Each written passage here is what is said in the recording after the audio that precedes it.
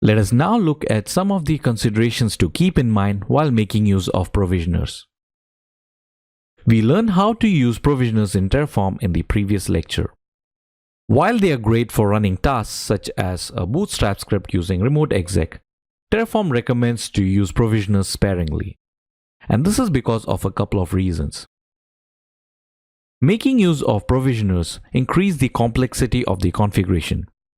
And since we can basically run any system-supported command within the command or inline argument, Terraform Plan has no way to accurately model the actions of a provisioner. Secondly, as we saw in the example of remote exec, a connection block must be defined for some provisioners to work. This means that the network connectivity from the local machine and the authentication must be established before the provisioner is run. And this may not always be desirable or feasible.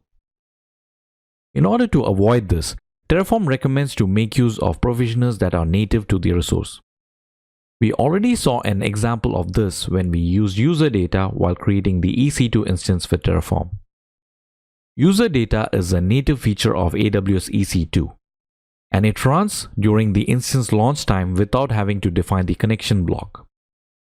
The user data argument is specific to the AWS EC2 resource, but there are similar arguments for other cloud providers that can be used in the same way instead of using the remote exec provisioner. Some of these options are listed here. As a best practice, it is recommended to keep the post-provisioning task to a minimum and build custom images that will have all the software and configurations required for a resource beforehand. Following the same example as before, instead of installing Nginx during launch time using user data or remote exec provisioner, make sure that we use a custom AMI of Ubuntu which already has Nginx installed. And this is where templating tools come into the picture. We can build custom AMIs either from an existing instance that has all the software and configuration installed, or make use of tools like Packer, which can do this in a declarative way. Once this image is built, we can use it to build an AWS instance, and this time there is no need to use user data or remote exec provisioner to install Nginx.